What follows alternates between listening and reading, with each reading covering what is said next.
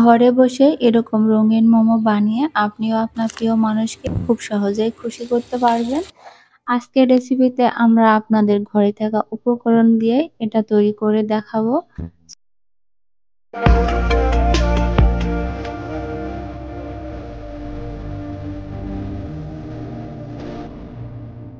আসসালামু আলাইকুম, আমি ফাতেমা চলে আসলাম আজকের এই মজাদার রেসিপি নিয়ে। এটা বানানোর জন্য প্রথমে কড়াইতে তেল গরম করে নিতে হবে। তারপর দিয়ে দিব পেঁয়াজ কুচি ও কাঁচামরিচ কুচি।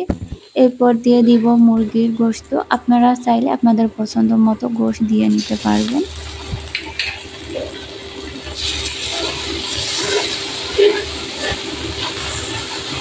দেব গাজর কুচি, সেই সাথে দিয়ে দেব স্বাদ মতো লবণ, আর দিয়ে দেব টমেটো সস এবং সয়া সস। তো এটাকে একটু ভালো করে নেড়ে আমি দেখুন ভেজে নিয়েছি। এটা আমার ভাজা হয়ে গেছে। এটাকে আমি একটা সাইডে রেখে দিব।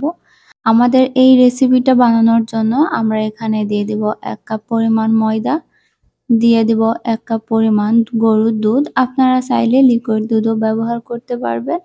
আর সাথে দিয়ে দিব 1 চামচ লবণ। এখন আমরা এটাকে ভালো করে মিশিয়ে একটা ডো তৈরি করে নিব।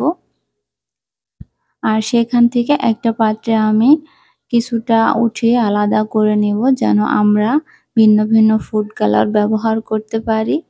এই পর্যায়ে আমি দিয়ে দিলাম 1/2 চামচ রেড ফুড কালার। এটাকে ভালো করে মিশিয়ে নিব।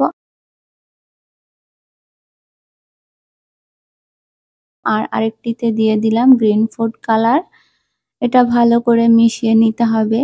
আমার ভিডিওটা যদি আপনাদের ভালো লেগে থাকে তাহলে আমার চ্যানেলে একটি সাবস্ক্রাইব ও ফেসবুক থেকে দেখলে ফলো দিয়ে এরকম আরো ভিডিও বানানোর জন্য উৎসাহিত করবেন। তো কড়াইয়ে তেল গরম করে এখন আমি পাতলা করে ভেজে নেব। ভাজার সময় খেয়াল রাখবেন যেন পুড়ে না যায়।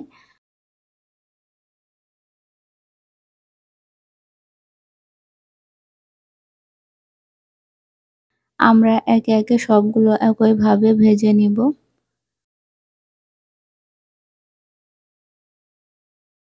এই কালারফুল মোমোগুলো আপনারা পরিবারের ছোট থেকে বড় সবাই পছন্দ করবেন। আর খেতে হবে অতুলনীয়, নরম ও সুস্বাদু। আপনারা আজই ট্রাই করে দেখতে পারেন এই রেসিপিটি।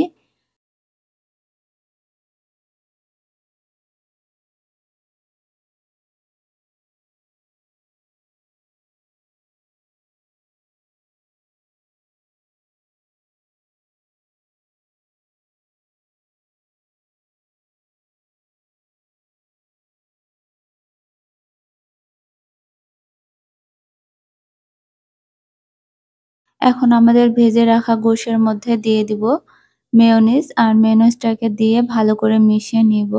আমাদের বানিয়ে রাখা রুটিগুলোর মধ্যে এইভাবে গোশের ফিলিংটা দিয়ে হাত দিয়ে সুন্দর করে ডিজাইন তৈরি করে নিব।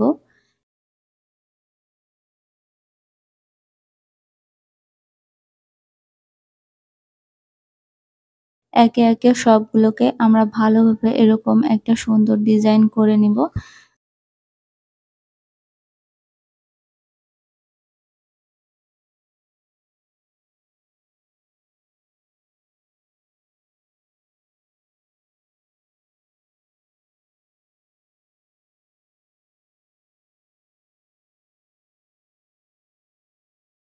এবার এটাকে একটি পাত্রে সুন্দর করে পরিবেশন করব।